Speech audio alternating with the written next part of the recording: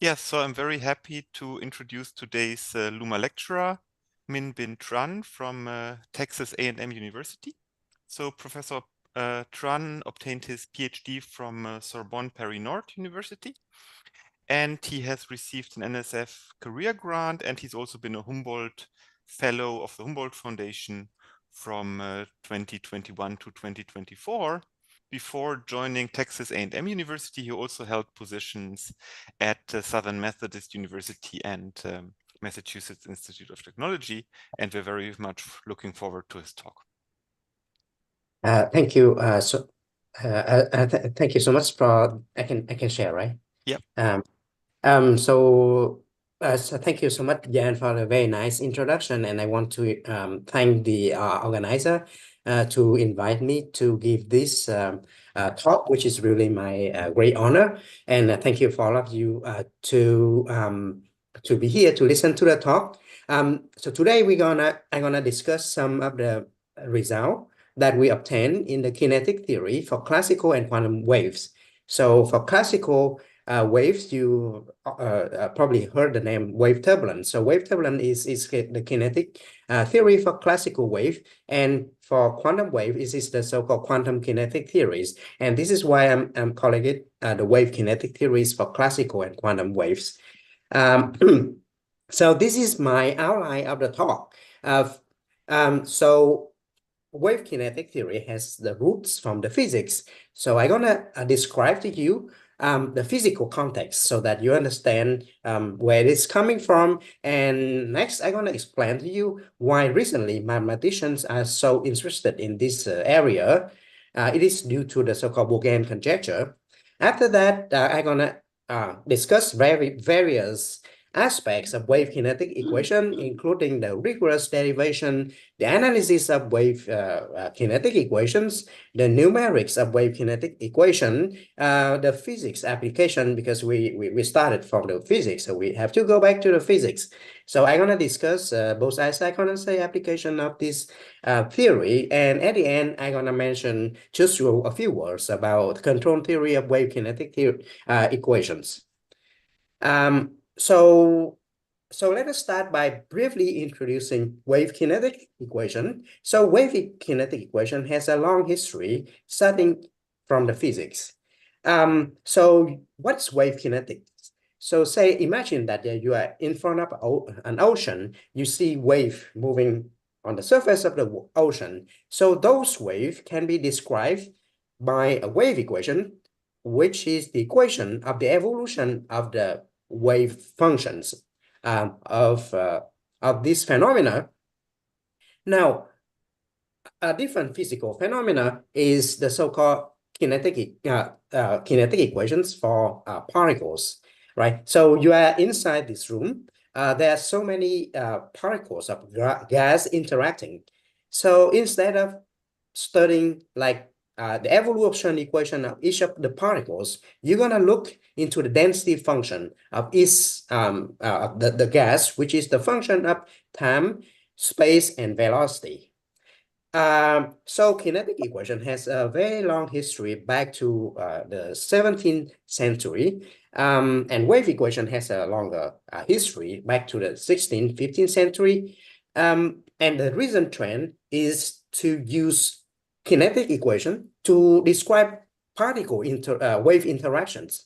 So what is the intuition for that? So let us go back to the example that I mentioned before. Suppose that you are in front of the ocean.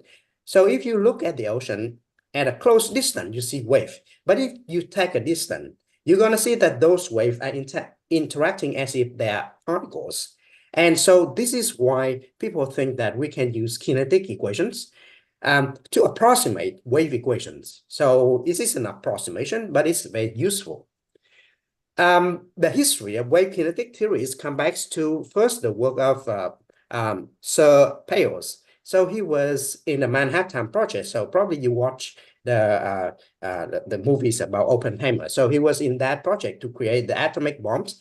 But his PhD was about wave kinetic equation. So in his PhD, he looked at the wave inside a solid material, and he created the first kinetic equation for anharmonic crystal lattice. So this is the wave between the lattice inside the solid material. And after that, 40 years later, Hasselmann published a series of 4 papers on wave kinetic equation. His application was to use wave kinetic equation to describe the wave interacting inside the ocean and climate science. So his work was based on the ideas of pairs, but it was so important that has a lot of application in oceanography and climate science. And later on, he has a Nobel Prize for Physics for oceanography and climate science in 2021. Independently, in the Soviet Union, Zakharov was also studying the same kind of thing in his PhD thesis. And his breakthrough work was to obtain a steady-state solution for those wave kinetic equations that people now call the Zakharov-Kolmogorov spectrum. It is because those steady-state solution has a polynomial form like the Kolmogorov solutions. After that, there has been a huge amount of applications coming from oceanography, climate science, like what Hasselmann started, quantum physics, as you can see in the work of Pomo and his students, in inertial wave due to rotation, solar wind, and fusion devices. And the application go on and on and on. But you see that this theory has is quite recent. It is like 100 years in physics. Now, I'm gonna give you the brief idea of these theories. So, as we discussed from the beginning, we're gonna use kinetic equation to describe weakly nonlinear waves. So what is the idea? So I suppose that you have a nonlinear wave equation whose nonlinearity is cubic. Say on the left-hand side, you have the wave operator, right? So you have dt, t of the wave function psi. The wave function psi is a function of space x and time t.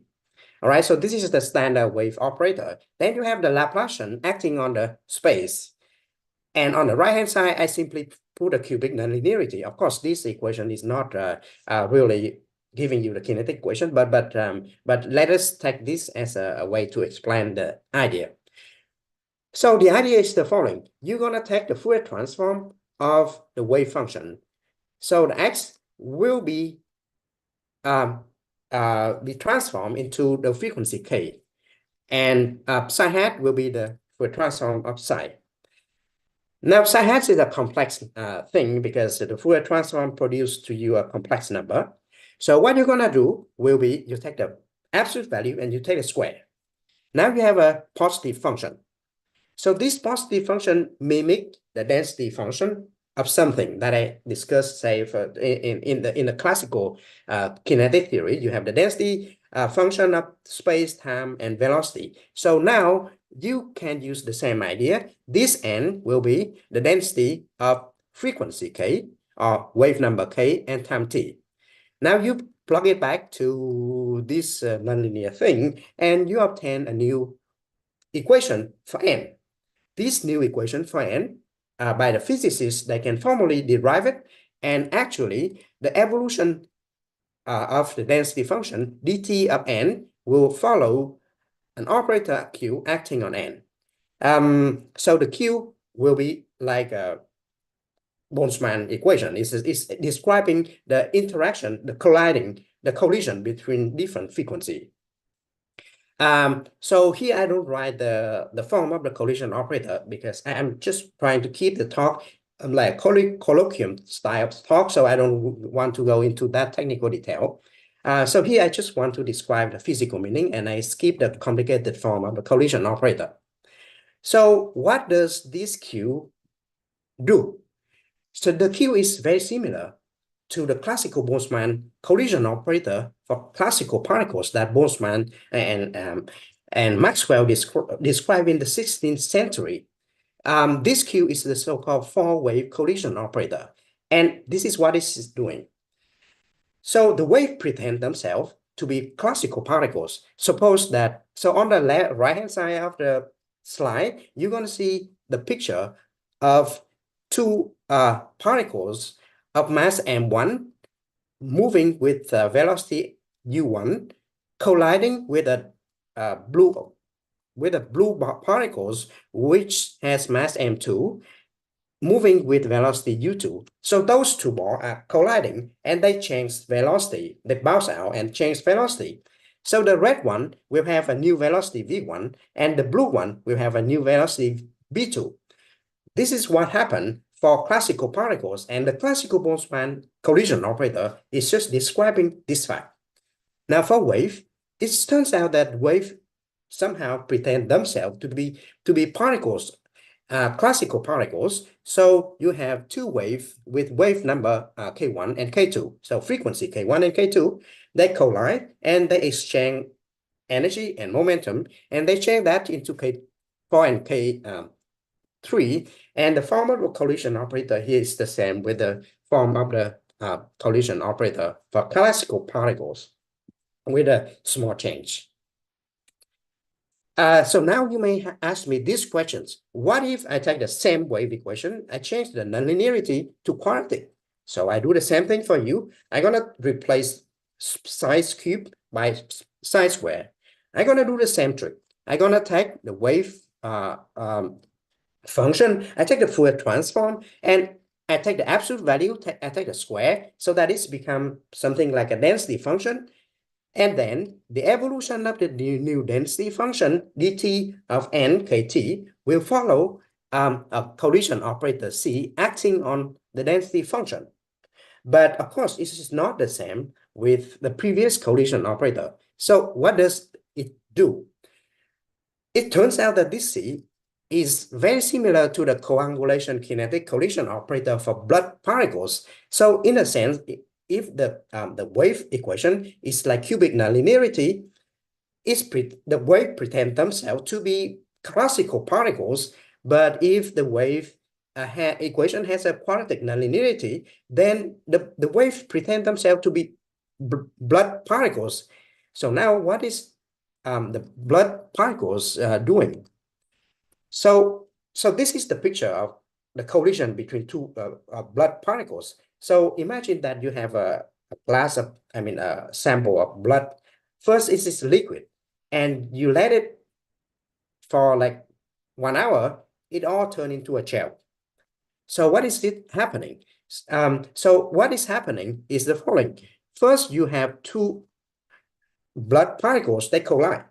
And after that, they stick together.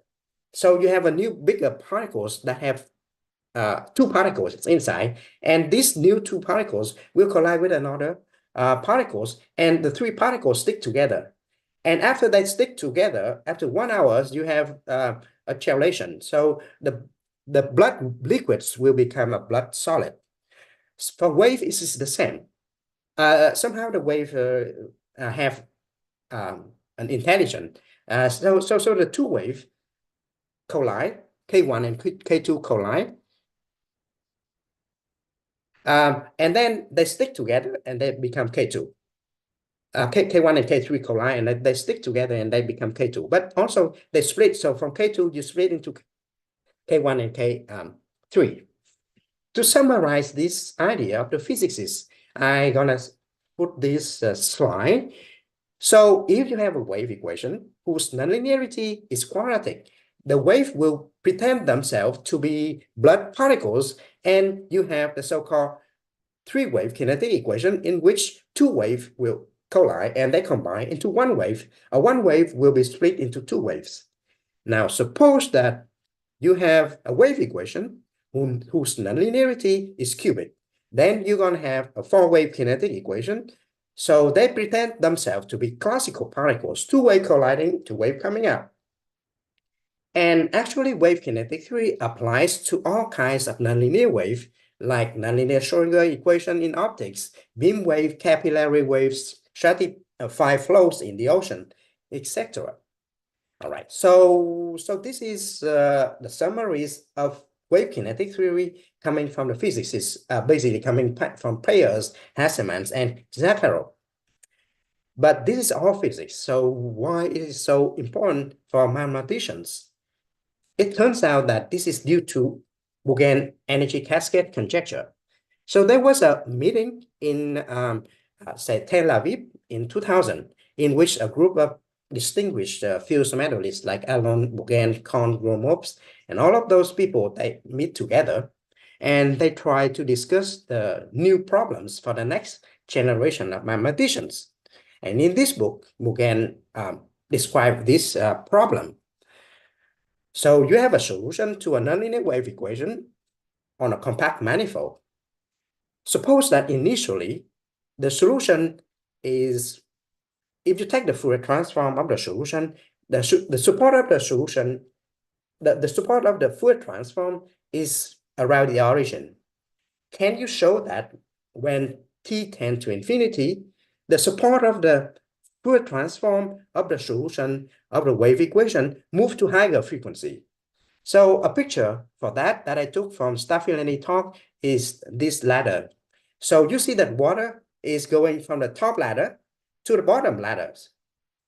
So the amount of water is the same, but energy is cascaded from the top ladder to the bottom ladder. So this is an example, not precisely the same, but it somehow describes the intuition of Bouguin conjecture. So on the block of Terrytown, there is a technical illustration. So suppose that we consider this Klein-Gordon in D dimension. So again, on the left-hand side, you have the standard classical wave operator. So size is the wave function, that is a function of space and time. You have the two-time derivative in the wave function. You have a Laplace operator acting on the space, and then you have a quadratic nonlinearity. The x is taken on a periodic torus of size L and of dimension D. So how can we illustrate this energy cascades conjecture? To illustrate this, we suppose that the dimension is 2. And the torus is of size 1, so L is 1. So because the dimension is 2, x will have two coordinates, x1 and x2. Suppose that at time 0, the initial condition is only a EIS x1. So it's on only one on the very low, the first frequency. So frequency 1 in the variable x1. A is the magnitude, so it's a real constant. Suppose that you at time t, the solution is a, ei, n, x1. So the support of the wave is moving to the n frequency. And this is the conjecture. Can we prove this rigorously? So there's a computation by Terrytown. So if you take the square of the wave function, it's going to be a square. And because the torus is of size 1, the integral here will be a square. Now, if you take the sine xt square, you also have a square.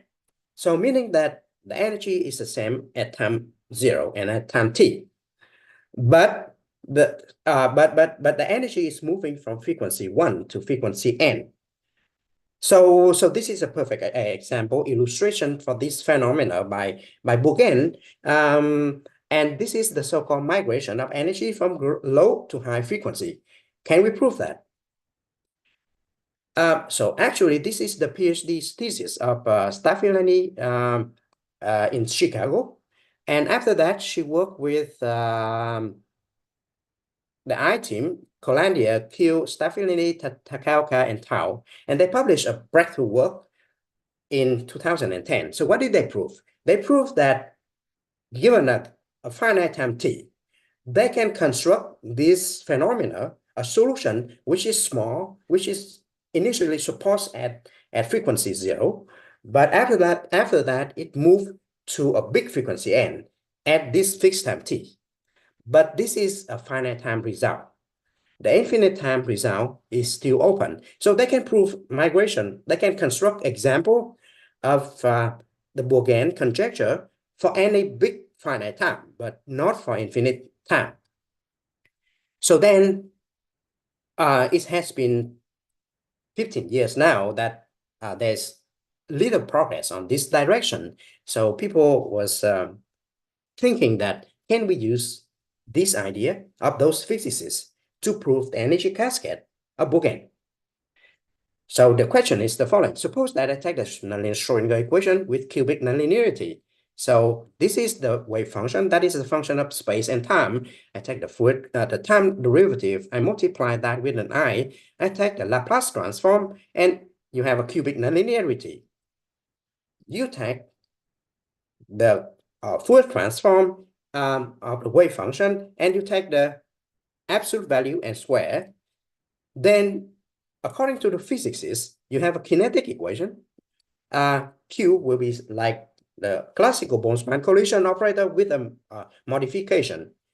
So then, can we use this idea to prove Bougain conjecture? So this is the summaries of what I just discussed on Bougain conjecture. You have a nonlinear wave equation and a dispersive equation. The approach of the I-team by Collandier, Q, Staffilini, Takaoka, and Tao to prove Bougain conjecture and other quantitative properties of wave equations is not yet there. So then the second approach is to go through the kinetic equation. For the kinetic equation, we know that there are formal derivations by the physicists. The application that show that this kinetic theory is really valid to some extent. So the first question is, can we rigorously check this formal derivation by physicists? And this is why I'm moving to the second part of my talk, the rigorous derivation of wave kinetic equations. So the pioneering work on this direction was by Lukarinen and Spahn. So they start with a cubic nonlinear Schrodinger equation. They randomize the initial condition, but they put the equation at equilibrium. And they observe the linearized path of the collision operator, which is really striking. And this is the first work that inspired all of the next work.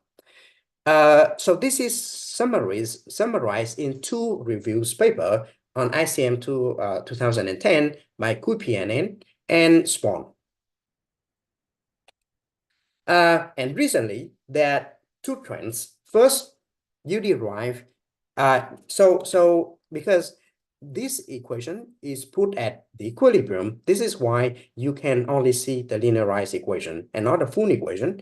So the trend is to put the equation out of equilibrium to see if you can really see the nonlinear equation. So there are two set of work. The first one was by nonlinear Schrodinger equation, and the second one was for KdV equation. So now I'm going to discuss the nonlinear Schrodinger equation first. So for the nonlinear Schrodinger equation, the first work was by Buckmaster, Germain, Hani, and Shata in 2009. So in this work, they obtained this equation. So you have the time derivative of a density function. You see the collision operator, but it's acting on zero time. So it's basically a linear dynamics. Why is it? Because the work hasn't reached the kinetic time scale where you see the collision. So this is for short time, and so the collision particles haven't collided yet. So there are follow-up work by Kolo, Germain, Deng, and Tani, in which they follow the same kind of result, and they obtain a linear kinetic equation. They also work by Ambassador, Kolo, and Germain, and then they also obtain a linear equation. So the first equation for the nonlinear equation was by Deng and Hani in a series of work in 2001, 2004. So they really obtained, there's a typo, this should be Q and not Q1. So this is the same collision operator as above, but they can really derive the nonlinear equation so the time zero is replaced by the time t. And recently, there was a couple of months ago, they announced that they can do all arbitrary large time. And then there was work by Hani Shatazu where they do inhomogeneous setting from a weak nonlinear Schrodinger equation. They are related model by Dimov, Kushkin, and then Dubak, Germain, Haroff, Griffin. Now, I'm gonna discuss the second set of work on the KdV type equation. So this is a KdV equation in higher dimension, like 2 and above, because from KdV 1 dimension you don't have kinetic equation. So the first one that can go to the non-trivial and the kinetic timescale, and in which you can see the nonlinear collision operator was our work with Staffelini, and then we managed to derive the nonlinear inhomogeneous equation in which the density function is also a function of space, frequency, and time. If you add a space, then you add a transport term to the kinetic equation like this. So you have derivative in space, and you have also derivative of Laplace, Laplace of the dispersion relation. So there was also a work by Ma for the linear K equations. And so I just want to mention that the KdV and the NLS is completely different, sorry, because for the KdV, so I want to keep my talk non-technical, so I just want to mention one work. So if you look into the collision, the operators, differential operator of the KdV equation, it is a third order differential equation. You have dx1 of Laplacian, so the dispersion relation is much more complicated, and you have even a gauss manifold, which is falling into a manifold for which the first component of the wave is 0, then that makes the dispersion relation is to be 0. But let us I just put it there just to make sure that to identify the difference between the two equations. To summarize what I just discussed, so this is the situation. So we have a linear wave equation. We want to study the quantitative behavior of the solution, and the pioneering work by the I team, Stephanie Tao, Colandia, and others. But this is just for finite time, so people want to understand this deeper, to go to infinite time. Then the possible strategy seemed to go through the kinetic equations that was derived formally by the physicists. But of course, we have to check if this derivation is rigorous. So there work on the derivation of wave kinetic equation. And the next question is, if you have a kinetic equation, can you prove something like energy cascade at the level of the kinetic equation? This is why I move to the next section, which is the analysis of wave kinetic equation. Suppose that wave kinetic is checked rigorously instead of formally like the physicists. Now, can we prove energy cascade? Before going to energy cascades, I want to mention the several works on this on the analysis of wave kinetic equation. So the breaking groundwork that opened this direction was by Escobedo and Velasquez in a series of 2 works in 2005. It was Miguel Escobedo who put me into this direction when I was in Europe, in Spain. I also worked with him on at the same time on quantum waves. After that, there were works by Nguyen and myself on quantum wave and capillary waves. There were work by Avi Soffer and myself on quantum wave, capillary wave, and acoustic wave. There was a recent work by Soffer, Rom, and myself on the local ergodicity of those waves. Kinetic equation. There was a work by Irene Gamba Smith on the application of those kinetic equation in oceanography. Then a connection between wave kinetic theory and chemical reaction network was also described. There was also work of Germain Ionescu and myself on four-wave kinetic equation, and there are a series of work by Pierre Germain with his collaborator like Colo Diete, La Zhang, and Menegaki that study four-wave kinetic equations in like the KZ spectrum, the MMT model, and then other works.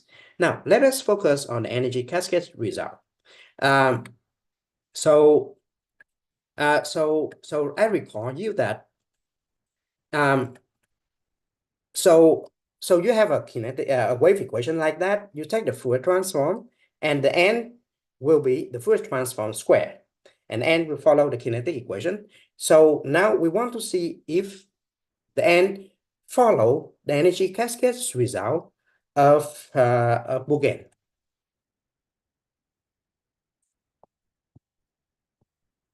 Right. So I write out this kinetic equation, but I just put it there, and as I discussed before, it's a different way of writing the classical Boltzmann equation with a slight modification. So what is going on is that you have K1 and K2 that are two waves that are colliding, and you have K3 and K4. So in this process, you have the conservation of energy and conservation of momentum. The conservation of energy is telling you that K1 plus K2 has to be K3 plus K4, right? So it's like classical particles colliding. V1 plus V2 is the same with V3 plus V4. And this is why you have the first delta function over there. The second delta function is the fact that you have energy conservation. So for a wave system, the dispersion relation is the energy of the wave. So you have to put delta of omega K1 plus omega K2 is omega K3 plus omega K4.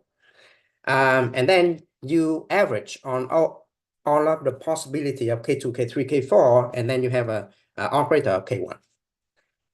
What we can prove for both three-wave and four-wave, which is joint work with Soffer and then Safilani, is the following. You know that the energy of the system is conserved. So this energy of the system is described by the fact that you multiply the density. So this F is the N. So I just changed the notation. I should keep N instead of F, but because for kinetic people, they prefer F, so I just use F.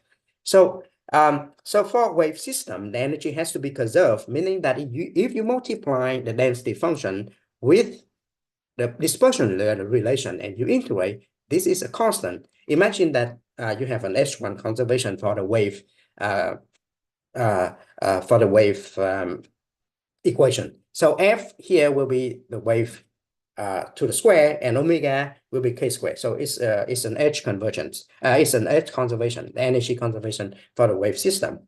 Now, the energy is conserved. So if you want to see cascade, you take any bounded domain, and you look at the energy on that bounded domain. I call it D. And I want to see that in finite time, the energy is moving out of that domain. So this is what we prove. You take the energy, you restrict that on any bounded domain, you let time tend to infinity. You want to prove that that is zero, meaning that you have energy that is moving to higher frequency, which is consistent with this picture. So originally, the support of the wave is around the first frequency. But after that, when time tends to infinity, any bounded domain around the origin, if you look into those bounded domain, you don't see any wave, you don't see any energy. So actually, this is very consistent with what Bouguin said. So in some sense, if you use the kinetic equation, you see energy cascade. So this is very encouraging result, meaning that if Bouguin conjecture is correct, the wave kinetic equation is the correct description of the wave. All right, so meaning so let me summarize. So we have the nonlinear wave equation. We want to study qualitative properties of the wave kinetic equation, but the approach of the I-team is for finite time. We want infinite time. So first, we want to check the derivation of the physicists, because the derivation of the physicists are just formal. So we want a reverse one. There has been a lot of work on that. Now, if you have a kinetic equation, can you see energy cascade? Then the answer is yes. You see energy cascade by these two theorems. So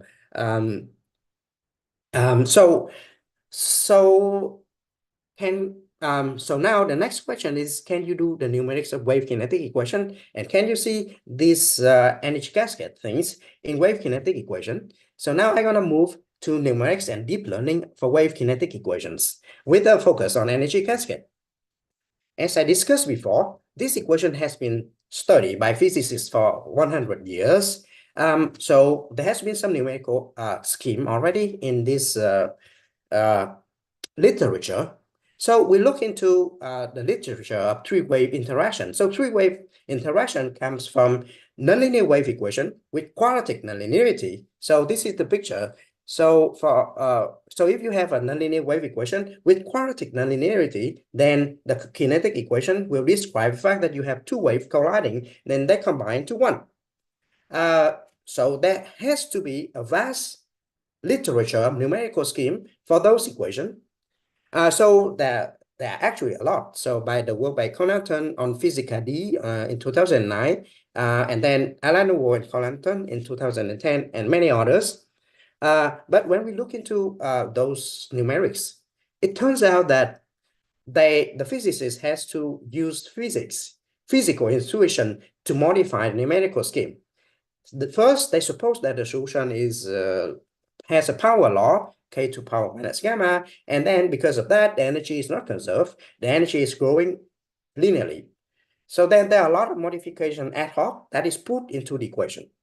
As a mathematician, we want to have a numerical scheme that, like when you solve the heat equation, you discretize the heat equation and you plug that to the computer and it solves the heat equation for you without modifying the Laplace operator in the heat equation, which is not the same goal with what the physicists are doing. And it turns out that we managed to do that. So that gives us a numerical scheme that we published in a paper with our student Wanton in scientific computing. So it turns out that this is the only numerical scheme that can capture energy cascade because it doesn't modify the equation. So the key techniques that we did was to have a new transform that turned this equation into a hyperbolic partial differential equation. And then we use standard finite volume scheme for that. So in our work, we can prove that the energy is decaying like 1 over square root of t. If you do the log, then this blue line, which is a linear line.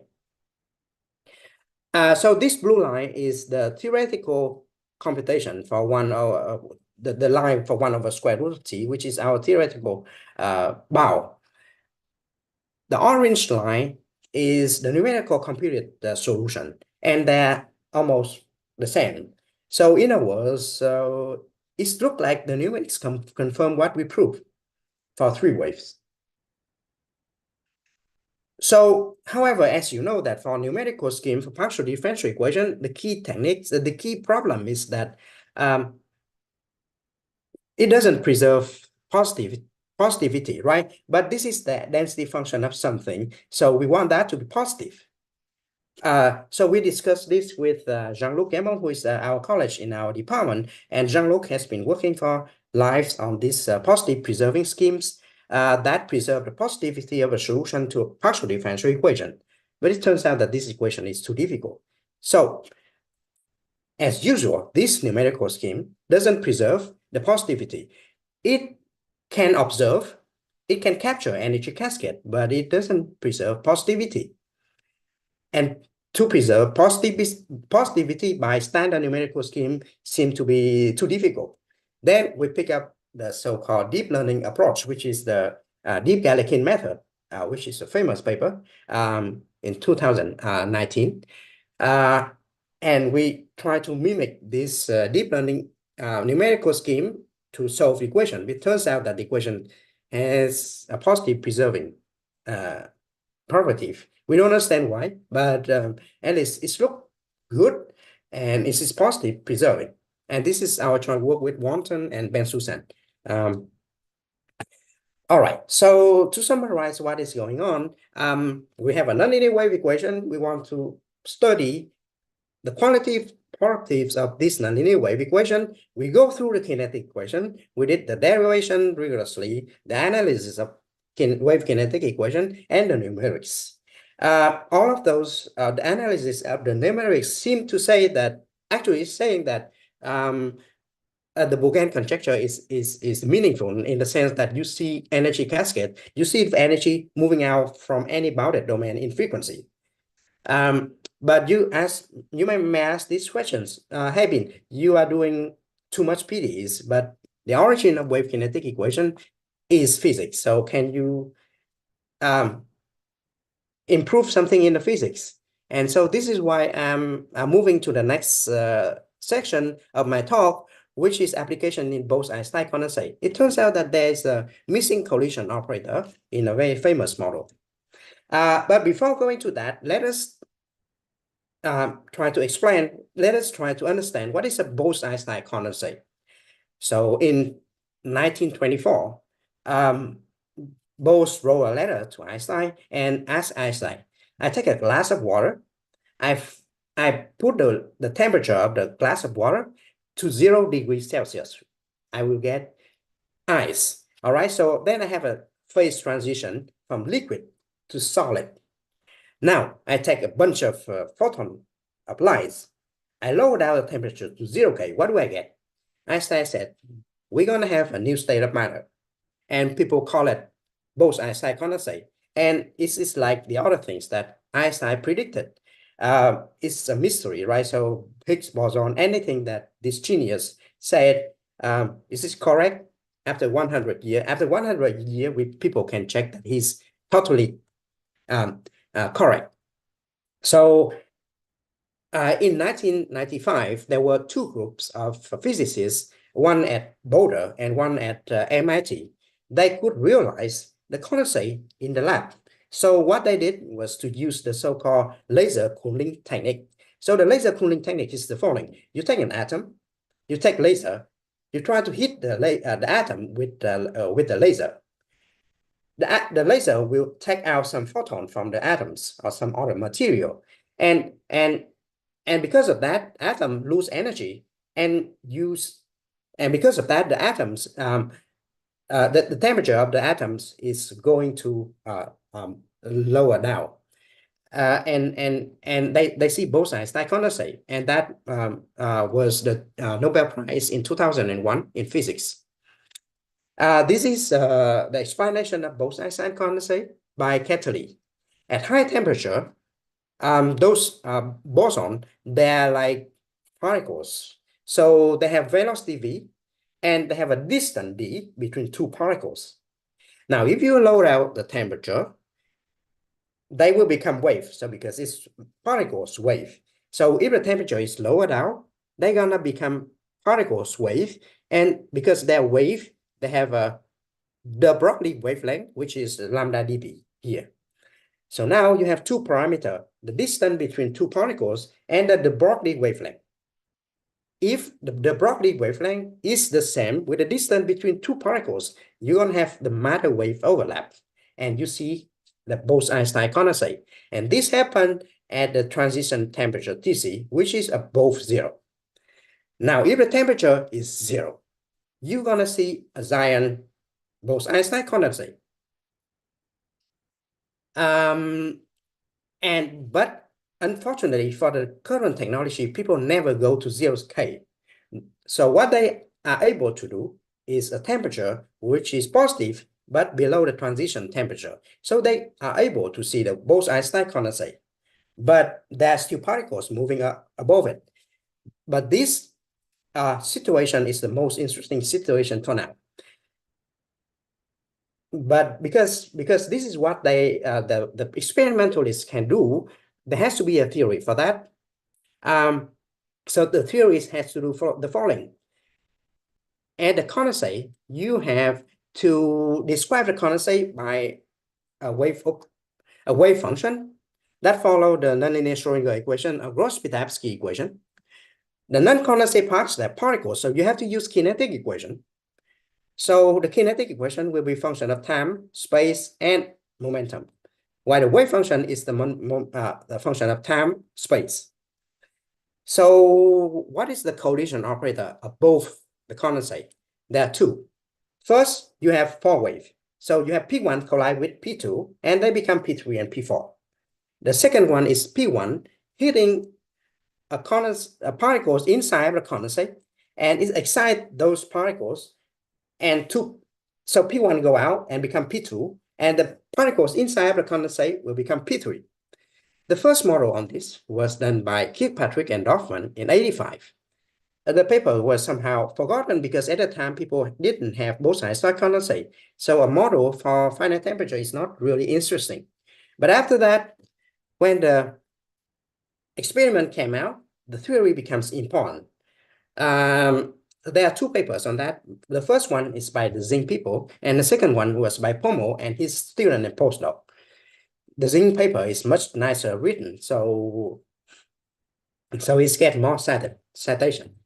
But it turns out that this model is extremely useful. One of the things that Ketterle observed in his experiment is the following. So this is a picture of the density function of condensate. They can do it for 1 second. And so the line is the time. So you see the time is from 0 to 1. The column is the density function of a condensate. So they did 4 experiments. And what they see is that initially the density of the condensate is increasing. After that, it is going down. Why is it? The previous model was to use the Gortz-Spilevsky equation for the condensate, but this cannot explain this phenomena. Fortunately, using this model, people can simulate and explain what is going on. And the model becomes very famous. The MIT people use this until now to check the experiment. And everything matches except a few things. So in those experiments, it turns out that some of the parameters that they observe in the experiments and the theoretical prediction done by this model was inconsistent. Why? So to explain this inconsistency, there was a PhD thesis of Gus in Austin under the guidance of Linda Rachel, who is my collaborator in Austin. And they predict that actually, besides the 2-to-2 collision, there has to be 3 colliding and combined to 1.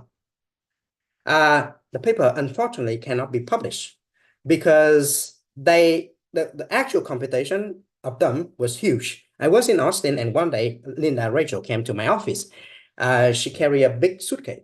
I said, "Are you going to travel?" She said, "No, this is not my stuff to travel. This is the computation."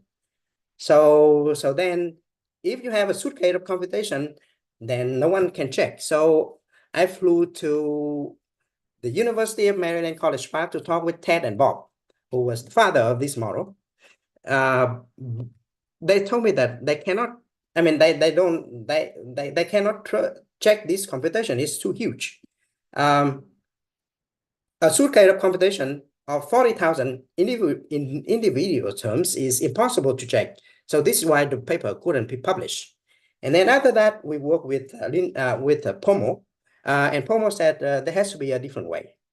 And so we managed to reduce the computation from 1 suitcase to 15 pages.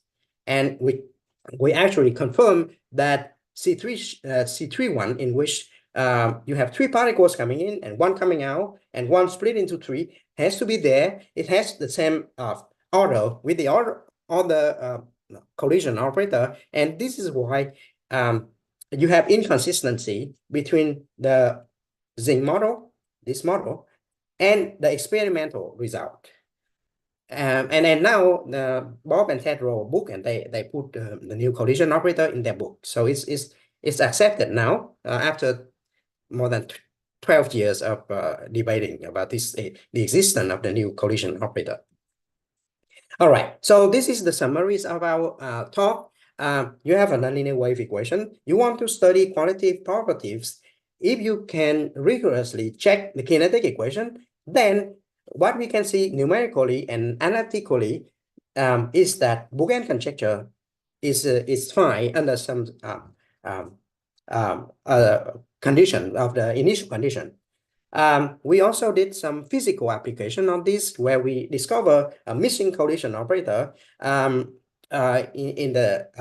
the famous model by Zing, and this is commonly used by a lot of experimentalists. And now I'm gonna say one word on control theories. So this is the last part of my talk. So control theory for wave kinetic equations. So what I want to say is the following. A standard questions in control theory is the following. I give you a PD's model. Can you add some control function into the PD model so that you can drive the initial condition from time 0 to a targeted function at any time t? This is well understood for PDs, but can this be true for the kinetic theory that we are talking about? This is important because if you can plug the control into the wave equation, you change the wave kinetic equation, then you can even modify the energy cascade or the long-term behavior of the wave equations. So the question is, given a wave equation, can we add a control to the wave equation that have some, of course, it has to have a physical meaning, so that we can change the parameters in the kinetic equation.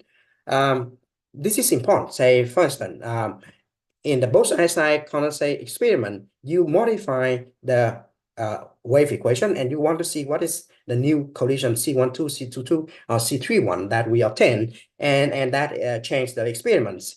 And we actually did the first result on these new questions. So this is our joint work with Hanani Fung, who is our PhD student, and Emmanuel Chela from Paris 6. And that was based on a previous non-controlled work by Komorowski, Stefano Ola, Linear Rizik, Herbert Spawn in 2020. But this is a completely new direction, so this is still under construction. So thank you so much for your attention. This is my honor, and I want to acknowledge the agencies, the funding agency, the NSF, and the Humboldt Foundation. Thank you so much. Yeah, thank you, Bin, for this very, very interesting talk. I guess it's open for question or discussion. So I'm looking to the participants list, whether there are any hands raised or people I think can also just unmute and ask questions. So maybe I start with a question. So, I mean, I'm very much interested in finite volume schemes. So could you say maybe a little bit more about this hyperbolic equation you can transform things to? How does it look roughly? Yes, it's a very nice question. So actually, this is the wave equation. But I'm gonna define a new parameter so that I reduce this to one dimension. And the new equation will be dt of fc will be the first derivative in C of a nonlinear term, which is cubic. So this is like a conservation law equation, first order. The nonlinearity is cubic. So the order of nonlinearity is preserved, but instead of this huge thing where you have the two delta function, you have just a cubic term, which is nicer. Yeah, but there's a very nice transformation that I don't, but it's in the paper, so maybe I can explain to you this transform later. Yeah, Yeah, and if I may ask a follow-up question, then the problem you have is on an infinite domain? Yes. And somehow you can handle this in the finite volume scheme without too much problems, or? Yes, it's a very important question that is really to the point. Yes, so the problem is on a full domain. But what we want to see is that the energy is moving out from any bounded domain, and so actually what you do in the finite volume scheme is you cut off the domain to a finite domain, and on that finite domain you see that energy is moving out. So the modification is consistent with the physics, meaning that because for the physics, you don't see any energy on any finite domain. So then this is allowed that you cut off, and we cut off, and we also see that energy is moving out. So we have a Brook-Fox cutoff of the equation on a finite domain. Yes. Okay, I shouldn't monopolize the question. So, are there other questions? I think one person at least is unmuted. Yes, hello. My name is Igor Albano from Spirituality University in Bucharest. Thank you very much, Tran, for your presentation. My interest, personal interest in neural networks applied for all task, approximation, solving problems, solving all our current world. You have a very interesting presentation about using machine learning. And I will ask you, because it's clear that your presentation is about supervisor learning. So Yes. you will have input-output pairs, and you will have a number of stages during training, during validation, and so on. Yes. What about using Boltzmann machine, which is in physics? Yes. So yes, you are totally right. So this Boltzmann machine techniques is really nice. This is something that we should look into, and this is the first step. So we just use standard supervised learning. So for the Boltzmann techniques, you are totally true that we have to, for the next step, we have to look into that. Yes. Okay, thank you. You're totally correct. Yes, you're totally correct. Yes.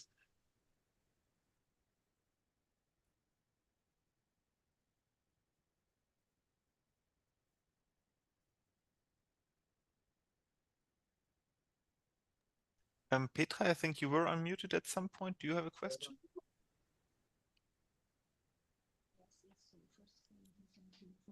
We can't hear you, Petra.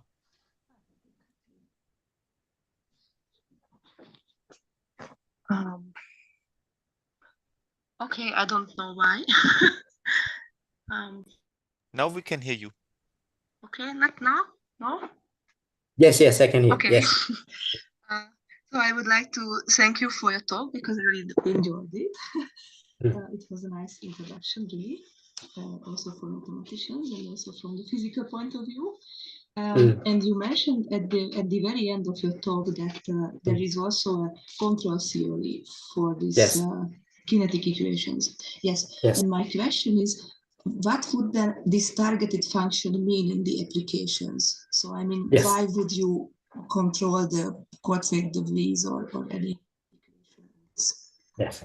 Thank you so much. This is a wonderful question. So here the target control is not a solution. It's a parameter in the equation. Say, let me look into this. So this is the only place where I wrote the equation. So you have this complicated integral. So you have dk2, dk3, dk4, and both here you have nothing. So basically the kernel of the kinetic equation is 1. All right. So now if you add a control there, you're gonna change the kernel. So if you change the kernel, then you don't have energy cascade anymore. So say, for instance, if you have 1 over k1, k1 square, k2 square, k3 square, k4 square, instead of 1 here, you don't have energy cascade anymore. So this is what we want to control. We want to control the outcome of the kinetic equation, and we want to see what is the new physics there. So suppose that I put a control there and have k1 square, k2 square, k3 square, k4 square. You don't have energy cascade anymore, but you might have the fact that the energy of the solution will be stick at a frequency 1000, and we want to see what is the effect there, and this is our prediction. So you don't have energy cascade, but the energy will be cascade at the big finite modes, finite frequency. So this is the kind of physical questions that is really important. The energy is not moving to infinity, but you can stop the energy at some big frequency and it's stuck there forever. And this is the main thing that we want to do in this control theory. Okay, thank you. Now it's Thank you. more clear. Thank you. Yes. Thank you very much. Yes. Well, one more comment for me. It's well known that any behavior can be think about flat increasing or decreasing steps, Yes. approximated, not necessarily real time. I appreciate your cascade investigation for a lot of literature results, so on. Can we obtain an optimum during all investigations you know and you presented for different kind of solutions, including neural networks, to obtain a good approximation? And how many iterations, how long time we need?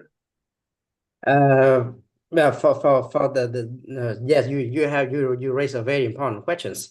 For now, because everything is in the beginning, for our result, we don't have the precise description yet. But you are right that for the next step, we have to precisely control all of those important parameters. For now, we don't have yet. But I think it's doable, and what you are saying is certainly correct, and this should be something that we have to be able to do in the near future, in very soon, because we have all of the mechanism, but we haven't controlled all of the precise quantity, like what you said. I Yes, totally thank agree. you, thank you. It's a very serious problem because we have scary dimensions, a lot of problems. Grid-based solutions, new grid solutions, new networks, Yes. connection solutions, and so on. Thank you. Thank you. Thank you.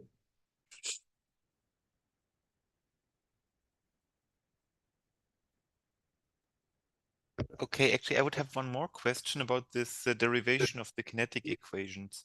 So Yes. could you give a little bit of flavor of how these results look? So I mean, the kinetic equation kind of only sees the information from the absolute value. So is it of the type that if the initial data are of a certain type for the, say, KdV equation, then the solution kind of coincides with the solution of the kinetic equation, or how does it work? Yes. Roughly. Yes. So this is a very important question that you raised. I was trying to hide that to keep the talk non-technical. So you are right. So you're gonna have to put a small parameter somewhere, and the kinetic equation has to be approximately the psi square according to this small parameter. So here the small parameter is put here. So you have a weak nonlinear interaction. So you have a weak nonlinear wave. So I put a lambda in front of the nonlinearity, and the distance between the true solution of the kinetic equation and the psi square will be of order lambda to the power positive, right? So there has to be a small parameter that you can use to precisely estimate the difference between the approximation and the true solution. You're right. Okay, and I think this also answers another question I had, which was in which sense the nonlinearities are weak. Yes. So you're going to really the point. So this lambda parameter is in front of the nonlinearity. So lambda has to be small because the distance between the solution of the kinetic equation and the psi square is of order lambda to the c positive. So meaning that when lambda is small, this distance is small.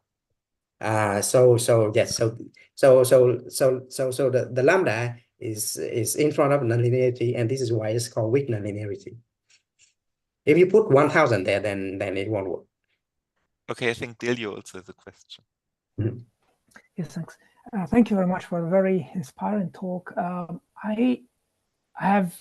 not familiar at all with this topic, but I was just very surprised and perhaps even puzzled when you when the heat equation suddenly pop up. So can you explain, is there a deep reason why the heat equation should be somehow related to a dispersive equation? It's a very wonderful question. So this is yes. So this was explained in this ICM lecture of Kupianen. So the title of the lecture is The Origin of Diffusion, which is the origin of the heat equation, like what you said. So this is what he's saying. First, you have a dispersive equation. You take the approximation of the dispersion relation by the kinetic equation. So when you see the kinetic equation, meaning that those waves are colliding. So you have two waves coming in and two waves coming out. But suppose that you wait long time enough, right? In the very long time limit. So you take time 10 to infinity.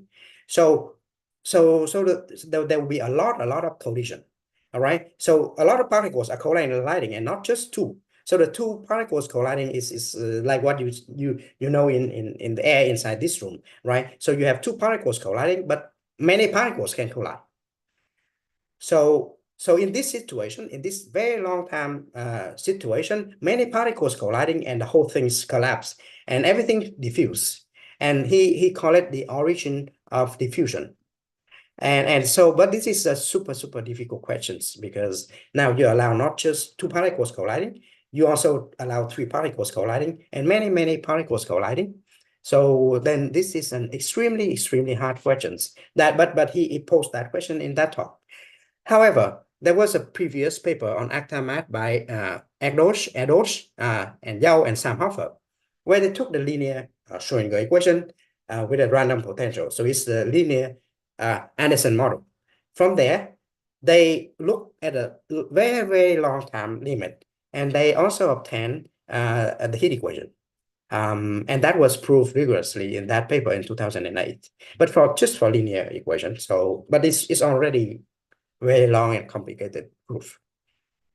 Yes, and so to explain your questions. So at a certain level, the wave will interact like by pair, two colliding with two. But if you wait very long time, everything will collide and the whole wave system collapse. And at a very long time limits, you have diffusion. So this is why Kupianen call it the title of the paper is the origin of diffusion. Yes, there's a meaning that you have the collapse of everything. You have the collapse of the wave system. You have the collapse of the kinetic equation, and you have the heat.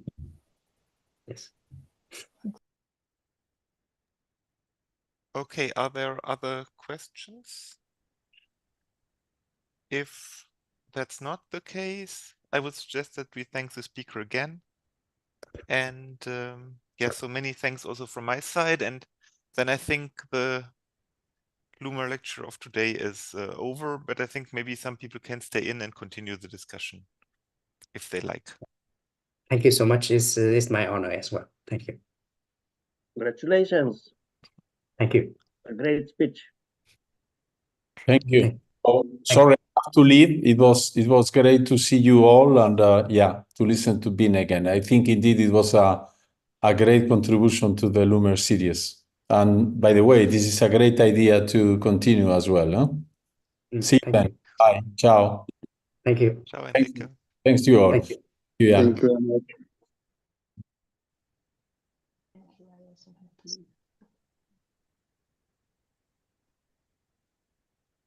Okay, you speak about learning rate, which is small. Yes.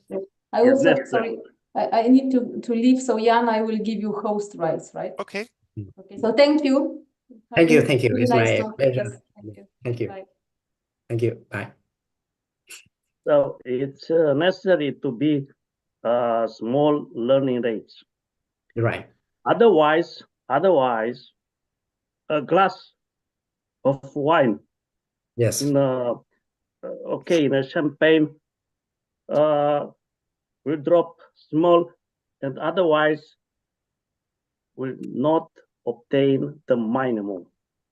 So we need the energy of systems needs a mathematical relation, a physical relation, and universal relation.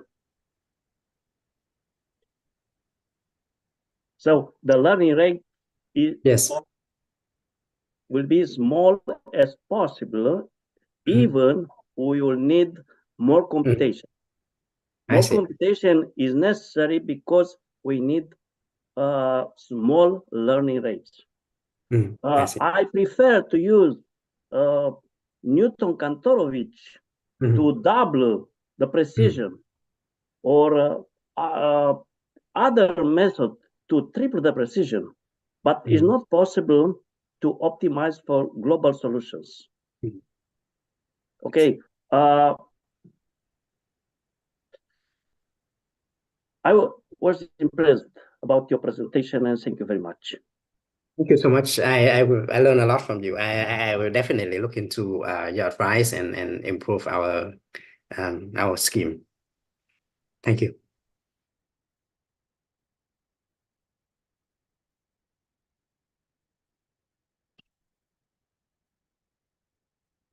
It seems the streams are still running, so I'm just writing to Marietta to ask her to switch them off, because maybe it's nicer to discuss without the whole thing being recorded.